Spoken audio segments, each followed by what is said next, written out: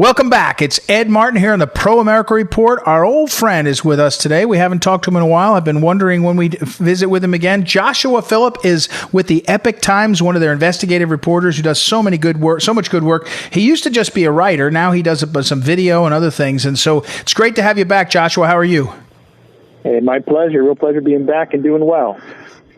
Good. Well, listen, so I wanted to ask you generally, I mean, I rely on the Epoch Times for a lot of their news now. I was telling someone earlier, as the fake news has imploded, the Epoch Times has exploded in popularity. It's been extraordinary to watch, and there's lots to cover. But especially reliably is the communist Chinese regime and what they're doing. They're reliable. The Epoch Times will cut through it. So, Joshua, what's your broad view of this consulate battle? The Houston consulate, the Chinese consulate in Houston is closed by the Americans.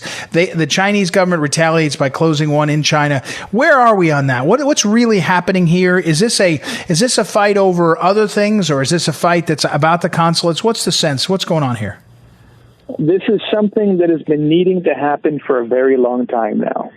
And the Chinese Communist Party doesn't just use its consulates in the United States as hubs for espionage.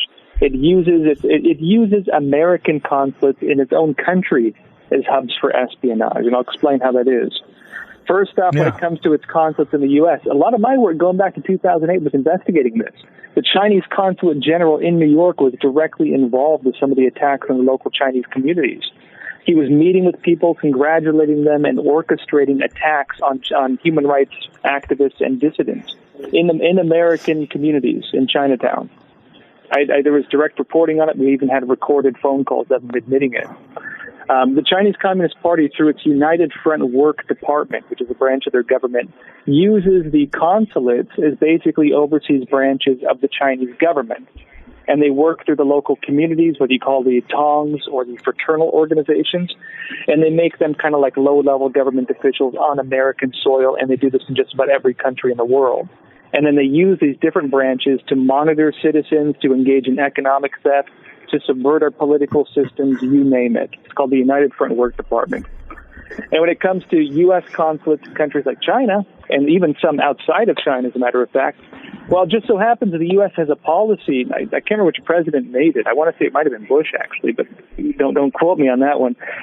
It was several years back. They made this new policy where they hire locally engaged staff, which means that about, say, 2/3 of the staff at these consulates are going to be locals. And so in China, most of the staff is Chinese. And these individuals, actually, I interviewed an individual who was one of the former heads of counterintelligence with the State Department, was telling me about this because part of his job was to help train people on how to be aware of issues like this. He was saying most of these people are spies. And so the CCP is using its consulates on American soil to openly subvert our system. In New York, the United Front Work Department is even listed on their website. They even have the liaison department listed on their website, which is one of the departments for political warfare. They're doing this stuff openly, out in the open, plain as day, because they don't think Americans will ever do anything about it. We're talking with Joshua Philipp and the Epoch Times, and I want to make sure to plug this because it's really catching on. Your new video segment's called Crossroads, and it's on Twitter as well as on the epochtimes.com. On Twitter, it's at Crossroads_Josh. And of course, you can follow Josh Phillips, Joshua at Josh J. Philipp on Twitter. I'll put all this up on social media. So the consulate battle, though, does this mean to you when you read the tea leaves? You did the investigation on this. Does the American leadership understand now? Intelligence must have known. U.S. intelligence would have known some of this. Your reporting would have uncovered some of it, and they would have been playing this game where, we'll try to get them to stop, and maybe they'll stop for a while. Are we past? Have we crossed the Rubicon in this case that we're sort of never going to go back to pretending it's working? And where does it go? I mean, there's got to be 10 more consulates, Chinese consulates in America. There's a bunch in China too, American consulates. Are we going to close them all down? What do you think happens next? Well, a few different things. We have to look at what value do these consulates serve. Well, one of the only values I would say we actually get out of the consulates in China is that if people want to defect, or if you have Americans seeking refuge because the government's going after them, they can go take refuge at the consulate. The consulate in Chengdu is kind of famous for that, actually, the one they closed down, because one of the main One of the main whistleblowers fled to that consulate in China, and that actually led through a long series of events to the Chinese anti-corruption campaign. And so that consulate has a history of that. That is really one of the only values you get out of it, though, because here's why. Now, one of the main roles that a normal law-abiding consulate is going to play is it would be, basic intelligence gathering. And this isn't like James Bond type stuff. It means that you're monitoring local news, you're talking to locals, and you're trying to get a sense of how things work on the ground. So then that's usable for diplomacy, usable for things like that. If you're in China, you're living in the Truman Show. Every single person you meet, including like the cleaning lady coming into your room at night, is going to be a Chinese Communist Party agent. Or at the very least, she's going to have to go and report to them afterwards. You're living in the Truman Show. You're not getting a real picture of China. You're getting the picture that they're intentionally showing you of China, and most of the U.S. staff know that. You see, and when it comes to information we can't get through that, the information we can get through that, we can get it through other means. The U.S. And so really there's no real value in having them anyways. At the same time, the CCP uses them for espionage. It spies on us through our own consulates, and then it uses consulates on American soil, as I mentioned, as basically foreign branches of its government carrying out every nefarious act you can imagine. I mentioned before they go through the tongs. Well, beneath the tongs are the triads. That's the Chinese mafia. They're engaged in organized crime, human trafficking, drug trafficking. They're engaged in economic theft. They're engaged in espionage, political warfare, even operations through the United Front in their own doctrine, stating openly one of the things they do is subvert our local political systems. Inviting U.S. officials on trips back to China and then, exploiting them in different ways and buying them off, essentially. And so, you have this huge system of corruption operating through these consulates. And, it's about time something's done about it, in my opinion.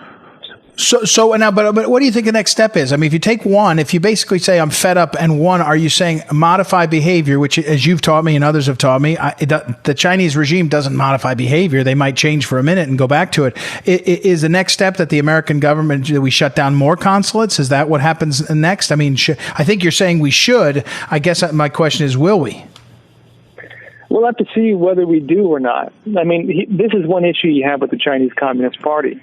They'll agree to anything you bring to the table. They'll probably agree to, as long as it's halfway reasonable, like moderately reasonable. And then as soon as they sign it, they'll start violating it.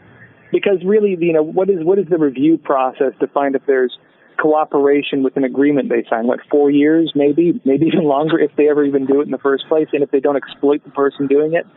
In their eyes, that's post-Trump, and then who knows who's going to be in office by then. They'll sign anything that comes to their desk, and they'll just violate it because what's the process of proving otherwise? Right. We're talking with Joshua Philipp of the Epoch Times. Now, I want to go to your most recent Crossroads. This video, it's about a 23-minute video, and I want to get to this one part. We're talking about this threatening situation, this flood, the Yangtze River, which could flood above the Three Gorges Dam. But I want to ask you a different part of that report. I only listened to part of it, but the use of slave labor. We've heard about the Uyghurs. We've heard about the persecution of the adherents of Falun Gong. We've heard about the persecution of Catholics and some of the leadership in the Catholic Church under the Chinese regime. But who's doing the slave labor here? I mean, we got a whole bunch of protesters in this country that say, hey, slavery was bad 300 years ago, and I agree. But here we have slave labor. Who's doing that? Walk us through that a little bit. Yeah, pretty much a lot of the big companies we've been seeing virtue signaling in the U.S. have been directly involved in using slaves in China as we speak. Right. Companies called out for it. Nike's, Adidas, most of the apparel industry, a lot of the big car manufacturers, a lot of them are being called out for it right now. Here's what's happening. They're using Muslim Uyghurs, an ethnic minority in China, mostly in Xinjiang, as slaves. They have actual slave camps. They have Falun Gong practitioners in re-education through labor camps. One of the big questions a lot of these companies have to face is did they still go to these countries knowing that this was taking place? Did they knowingly, commission manufacturing or production of these companies knowing that they're using slave labor? Then they come to American soil and they start, doing commercials and talking about the history of oppression in this country and so on, while they're knowingly using slaves in China. manufacture cheap goods. And I mean, it's interesting now that they're being sanctioned. The Chinese Communist Party, different CCP officials, and even Chinese businesses are being sanctioned now by the U.S. And some of the wording in the public statements on that suggests that other companies, maybe even including in the United States, that have been involved in that could also be held liable. And this is going to have shockwaves in the American business community, in my opinion, because if companies are shown to have, I'd say openly and knowingly engaged in using slave labor, while at the same time playing up all these, political nonsense talking points, while engaging in actual slavery, while using actual slaves, this is going to send shockwaves through a lot of these companies.